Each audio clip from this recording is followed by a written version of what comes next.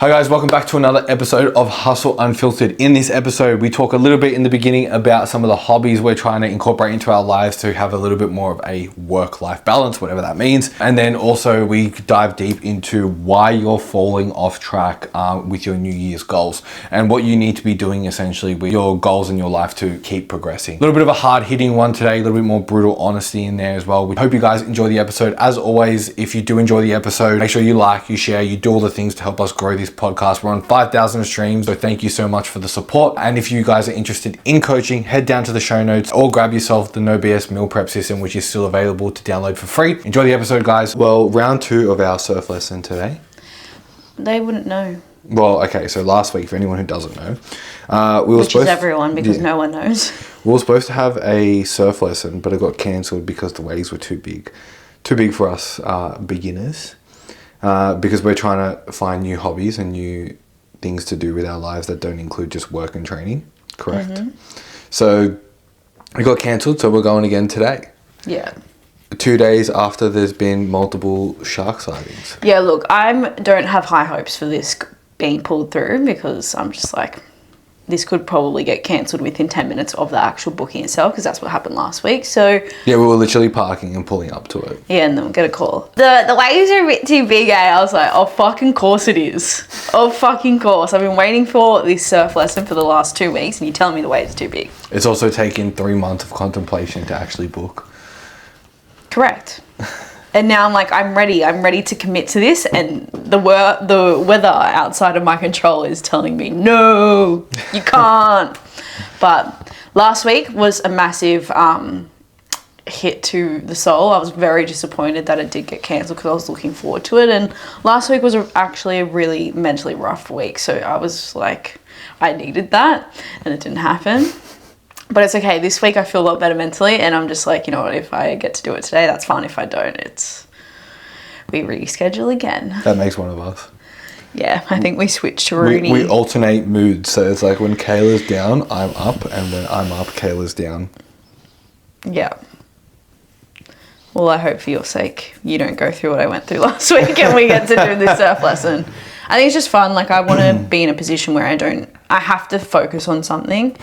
And like, out of all the things I would have done, which is surfing or dancing I did something for my entire life. So it's not a completely new skill where I'm like, oh, I'm going to really have to learn how to not be an uncoordinated fuck. Like, I've got a leg up on that. Whereas surfing, probably the last time from what I know of when I spoke to mum about it was when I was 13, apparently. That was the last time I surfed of some sort. And I don't know how to fucking surf. So I'm a proper beginner. I'm probably going to be an uncoordinated fuck on that board. It's going to make 2 of us. Yeah, so I think it would be good to just learn something new and get our brain stimulated in a way that's just not training, nutrition, macros, you know, how to apply better tension on the right muscle that we're working. Like, we already know all that. It's just refining that, whereas this is a completely new skill. We have no experience. We're trying to grow our amygdala. Yeah. So it'll be good fun. Good fun. Have you thought about any other hobbies you want to pick up at all? Nah. Learning a new language, if you count that as a hobby. Yeah. I don't know, like, for me, I don't think I've really ever had a hobby. Like, my hobbies have been training, dancing, playing sport my whole life. Yeah, I guess, like, it depends on what you classify a hobby, though, because playing Sims for like 10 years of my life was my fucking hobby. I think if you're not doing something competitively, it's a hobby. If you're not doing something competitive. Yeah. So, like, were you dancing competitively? Yeah. That was just non-negotiable. It was like, for the first, how long did I dance for? Maybe like 12 years, I think it was. A Monday was dancing day. I never had a Monday off. Because every single Monday was we go to dancing. Yeah. It was like Monday, Wednesday, Thursday, and then for some years it was a Saturday. But if I wasn't dancing, I was playing netball. If I wasn't dancing, I was doing Oz tag. I feel like netball and Oz tag is a little bit different though, because it's like the only way you participate in those hobbies is by competing in them. Yeah, I didn't think that was a hobby. That was, I need to play a sport to stay, one, fit and healthy. She liked to eat back in the day. But also because I wanted to, be competitive. Yeah. Do you find yourself ever thinking about going back to dancing ever? Maybe for a class here and there. Yeah. I think dancing is one of those things. What is it that like every chick does? Oh, like a heel class. A heel or like a floor work class. Yeah. Get my black shiny boots on. I would do it. I think there's like a bit of part of me where I'm like, and a bit of an ego thing where I'm like, I don't want to do it. But dancing in general, or? Yeah, going back to it now as an adult, because I'm like, what if I'm shit? Because I haven't danced since 2017, I don't know. Yeah. Nearly 10 years now. Yeah. But it's also, if I were to do it, it's very much a nostalgic thing. Yeah. But also, where do I go? Because when I used to do dancing, I loved like hip hop and jazz. I hated ballet. I hated all the slow, cringy shit. But I never did a heels class when I was 17. So if I go back, it's going into a completely new realm as well. Would you go back to hip hop or jazz or something? So you popping and locking? Yeah, fucking oath. I was popping and locking for you listening to music last night. I think I'll definitely pick up a hobby again. Yeah. I think the jizz will make a comeback eventually.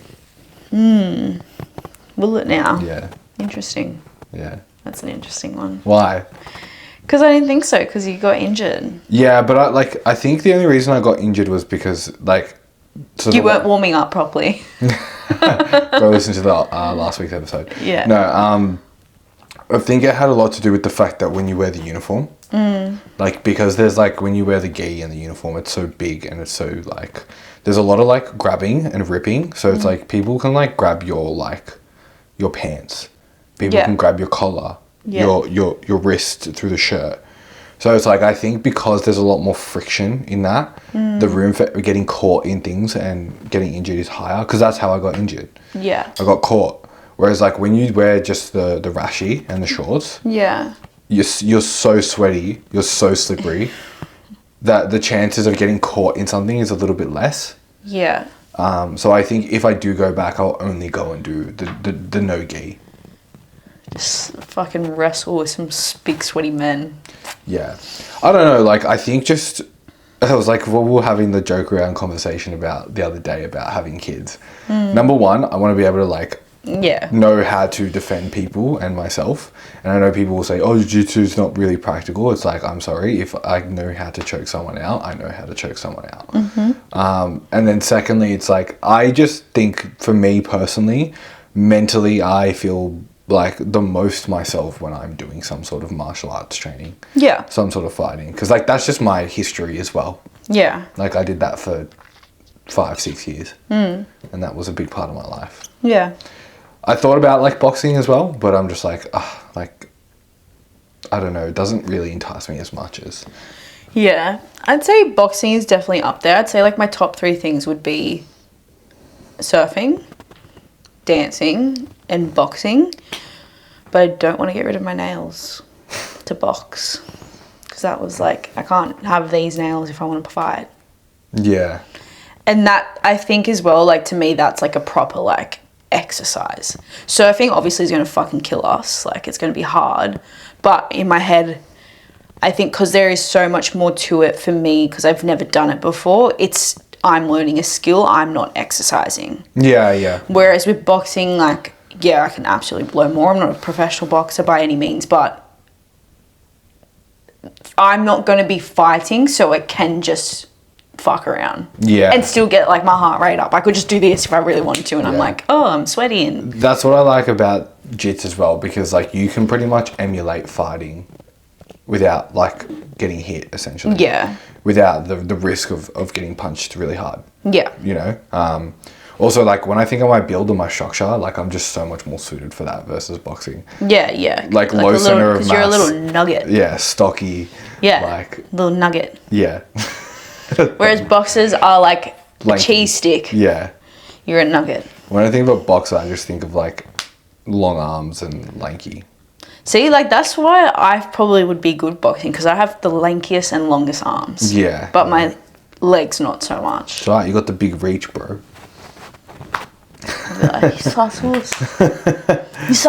lad. But no, it's I definitely think the hobbies are important, and obviously like bodybuilding is still our goals, but I think these will just be things to keep us busy. Yeah. Plus, like, we haven't committed to anything yet. I think this year's going to be a bit of trial and error on that front. Because surfing's going to last until winter, and then we're going to have to be in the same position again. Or we're going to have to figure out what we're going to do in winter. I told your sister-in-law I'm going to be facialing as my winter hobby. Just go get facials from her every week. And yeah, we'll figure it out.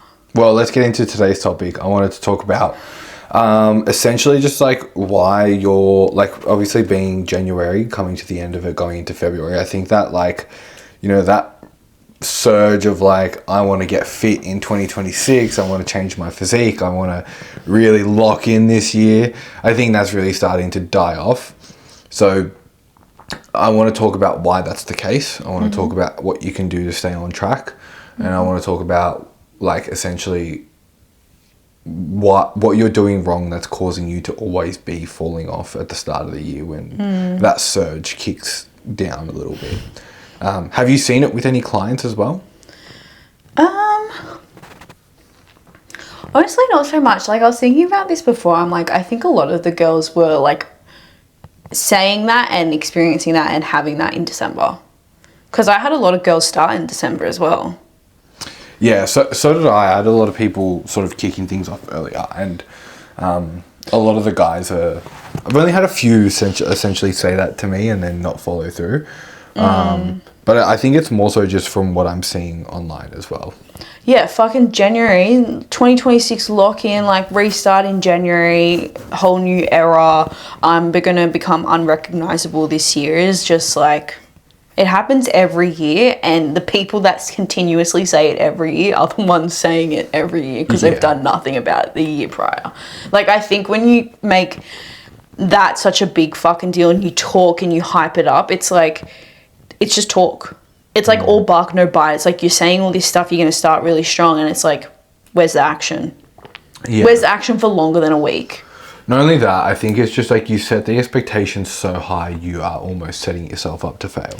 Yeah, and like, I think it's important because I don't believe a lot of you people that are listening are like not training and now want to decide to train 5 days a week. Like, you're already probably training.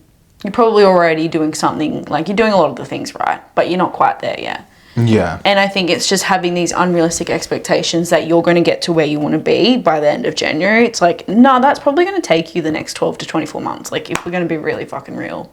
Yeah. Where you want to be with the amount of muscle, the strength, the physique is like, that's going to take a lot of time. And because you don't see it in the first 4 weeks of the fucking year, you're like, fuck this, I'm out. Yeah. I'm going to go back to what I was doing that didn't get me the results in the first place for the next 11 months before I decide next January, I'm going to lock in again. I think, like, you have to reverse engineer it just like anything else. So I think if you have to almost even like lower your expectations a little bit. Yeah. Because you have to be willing to just keep showing up for a long period of time without actually seeing the big result that you want. You lower your expectations, but raise your standards. Yeah, that's very accurate. So if we're looking at it from like a time perspective, right? It's like probably set a year goal, because obviously this year's the goal, the year that you want to make shit happen, but then break it up into blocks. So it's like, what can you do within the first 2 months that are going to move that needle forward? Because it's the same thing, right? Like, as you said, people already training, people probably already like doing shit with their nutrition. It's probably the little things they need to tighten up. So it's like, all right, well, let's focus on like the little things that we can improve on a monthly basis or 2 month basis. So it's like, I'm going to, you know, whether it be follow a program or, you know, I'm going to train harder. I'm going to learn to push myself in my training. So your first 2 months, you're just learning how to refine your intensity and train harder. Next 2 months, like, cool, I'm going to really lock in on my meal timing, and I'm going to try and make sure I get pre and post workout meals in. 3 and 4 and 5, it's like, I'm going to nail my sleep. It's like, if you did that over the next 6 to 12 months, like, you will see amazing progress in that time, because you're just refining, rather than being like, I'm going to do all these things tomorrow and I'm going to have the result in 6 weeks. And that's why you end up falling things off. And the other thing as well is, I think, just understanding the expectation that where a lot of people will tend to, they'll make these big goals when they have the downtime in Christmas or when they have the downtime. Yes, everyone's off work. You're like on holiday mode. You're like, I'm just chillaxing and I think now's the time to rehaul my entire life. It's like, do it. But what are you going to do when you're back at work 5 days a week? Yeah. What are you going to do when, you do have an event come back up in February, March? January might be your downtime after the Christmas stuff. But what happens when, things go back to normal? For me, in my head, January is not a real time of year. January is quite literally limbo. It's just weird. Even I'd say up until the week of Christmas, until literally this week, doesn't exist in my head. It is quite literally just fake. It's fake news. It's my birthday month. It's fake news. So I just whatever you do now is probably not going to work in February onwards because it's not your real life. Yeah, I agree. You have more time off. You have more people on holidays. Even if you're working, your workload's probably lower because no one's around. Yeah, people are still coming, school holidays are still on to, people are gone away, people are still coming back, it's not until after Australia Day where things really start to, a lot of schools are back today. Yeah. So it's not until that point where things start heating up and people are like, oh shit, life is kicking back in. And that's when the excuses roll in. Oh, I can't make the gym today. Oh, I can't do this. Oh, I didn't prep my meals, all these sort of things. So again, it's about understanding of if you're making these goals, and this comes back to the first step of goal setting and understanding how to set goals, then you need to be willing to plan for when the shit does hit the fan, when life picks back up. Otherwise, that's why you keep fucking falling off, because you're not planning for when shit hits the fan. It's the same way you do with your finances. You have emergency funds, right? You have the emergency, you save the best you can based on the worst case scenario. Whereas you don't do that with your goals, you don't do that with your health and fitness, and then you wonder why it gets to this time of year and you're like, oh, I'll put off the gym next week, and then it becomes 2, 3, 4, and then you never go back. Yeah. I think also something I've been seeing a lot on socials, and I've had a couple conversations with the girls this week, is how you communicate to yourself about what you're going to do. Oh, I hope this keeps working in Feb, or I hope this works when I get back into work. Or I'll try to make it 5 days when I'm back at work full time. It's you are giving yourself the option of an out. It's either you do it or you don't. If you hope, if you try, if you think, that's giving you a 50-50 chance to get it done or not. You need to either commit fully to this is going to happen no matter what, or no, this actually is not going to work. I need to change this. Yeah. And I think a lot of people kind of preempt that it might work or it might not before they even give it a red hot crack. Yeah, and some people might not like what I'm about to say, but the reality is, I hate to break it to you, but you're not special. You're not fucking special for experience this. No, the thing is I look at your clients, look at my clients. You've got nurses who do shift work. I got shift workers. I got business owners. I can think of 3 people off the top of my head who I know have crazy schedules and a family of 2, 3, 4 kids, and they make shit happen. My client Dave, shout out to him, in the past 16 weeks has absolutely transformed his physique, and he runs a high pressured, successful business with a mechanic shop where with a team, and there's only 4 or 5 mechanics on there, and he's still on the tools and running the business, and he has 2 kids. Yeah. So it's he has literally been able to make it happen through December, January, November. All those 3 months are the busiest time of years is when he's made all this happen. So you're not special for having a hard day. You're not special for having a busy period in life. Understandably, yes, these things are difficult to overcome, but it doesn't mean that it's not possible. No, I think it's just people don't even fucking try.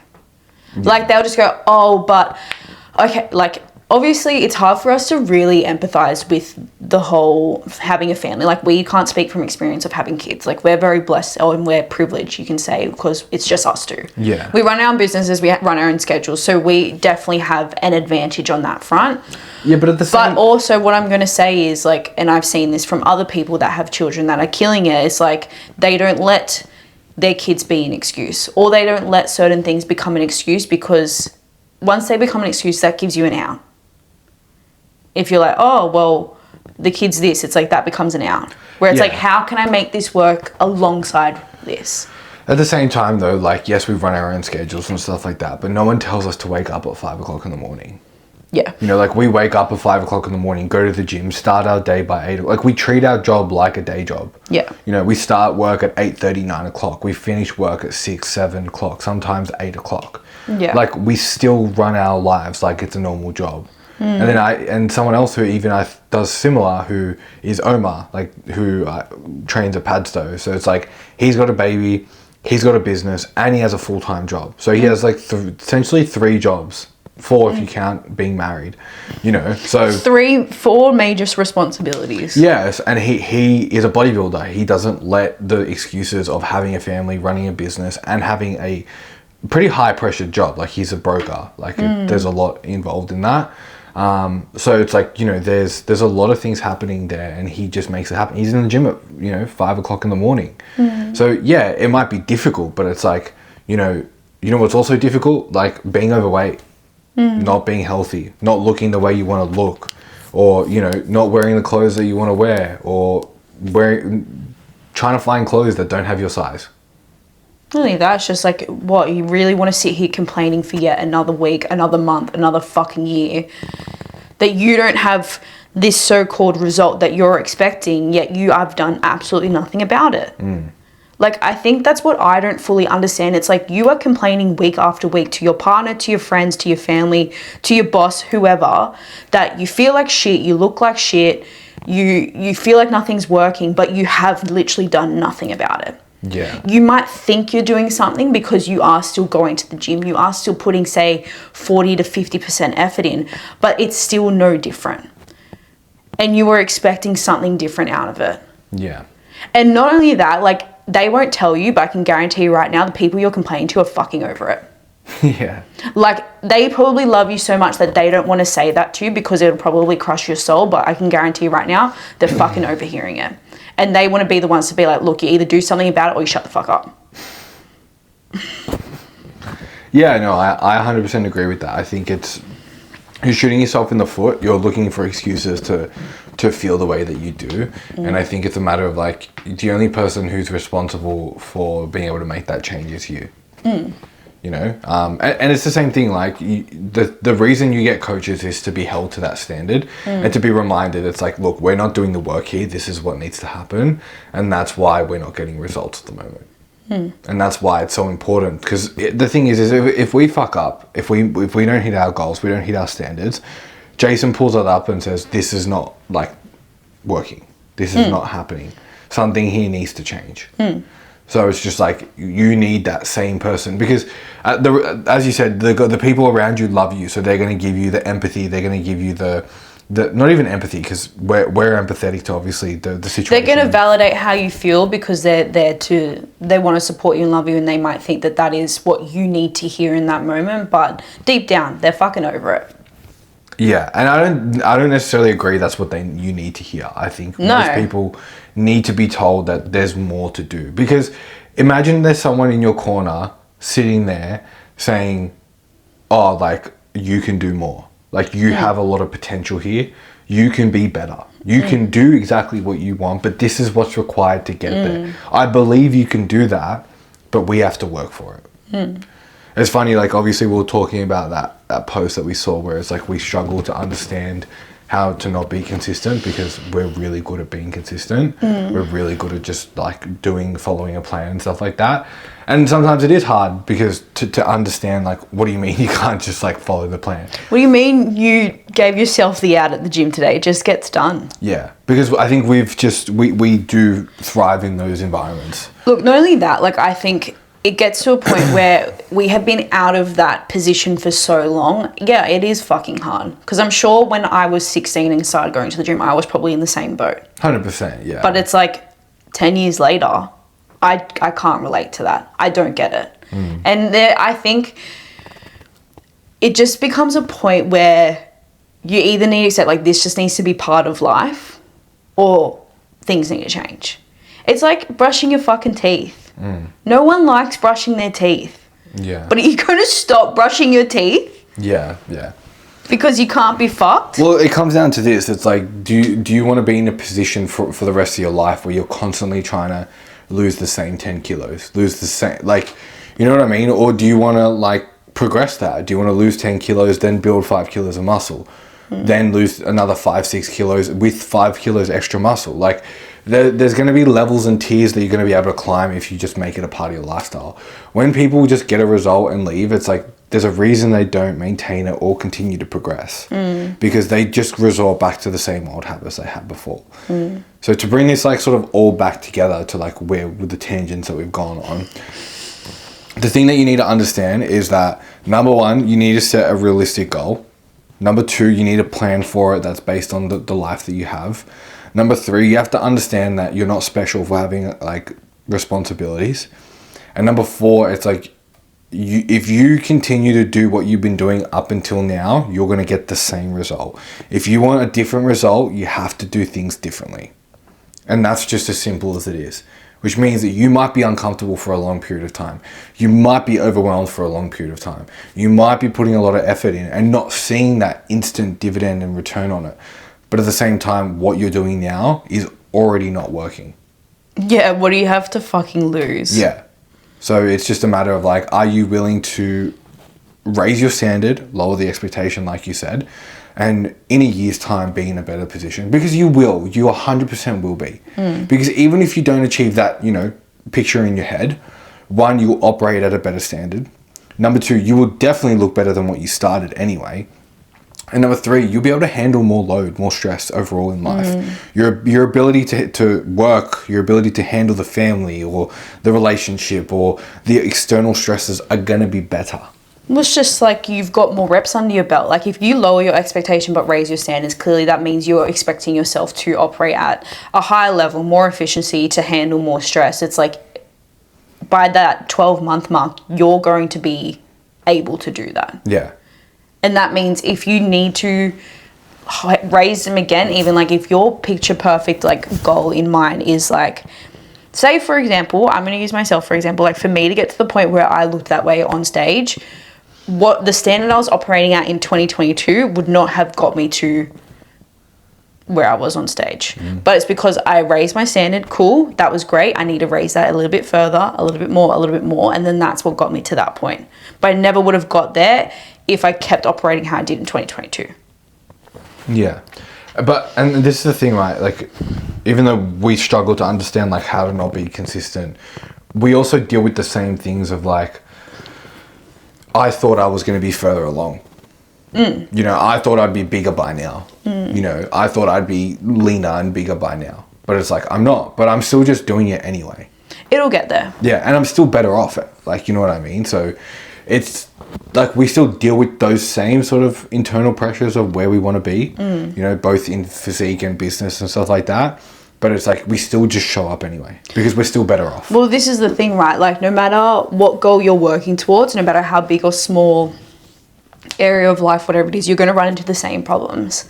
And I think that's something that's been really helpful listening to and working with Didge about is that's something she says. Like she's like, the problems you have now, you're going to fix them, you're going to overcome them, and in 6 months, 12 months down the line, when you're operating at a higher level, get more success, whatever, you're going to experience the same problems. Probably even harder, probably even faster, probably even more challenging. And then you overcome them again and it's going to pop up again. Like you can't escape that if you want to keep improving. Yeah, well, it's just like, there's like work and business and financial problems. It's like, you know, when you start off, like you're struggling to pay rent, you're trying to make enough money to pay rent, then you make more money and you can afford to pay rent, but then you go buy a house. And then you're like, I got to work to pay off the house. And then you make more money and you're like, I'm going to go buy another property. Now I've got to pay off 2 properties. It's like the problem at its core remains the same. But it's just like they're bigger. So you're dealing with bigger money problems. New level, new devil. So yeah, I think that kind of wraps things up quite well in the sense of like, it's the good old saying, no one is coming to save you. And the reality is, it's like you can have a great support system, but only you can really be the person to make it happen. Lower the expectations, raise the standards.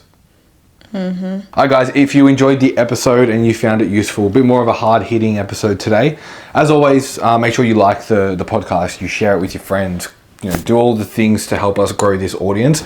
We actually have 5,000 streams. Yeah, we hit 5,000 streams and downloads, which is pretty fucking cool. For that, we really appreciate it. Sometimes we literally just film this and think no one's listening, so amazing. It's glad to think that, you know, people actually resonate with some of the things we're saying.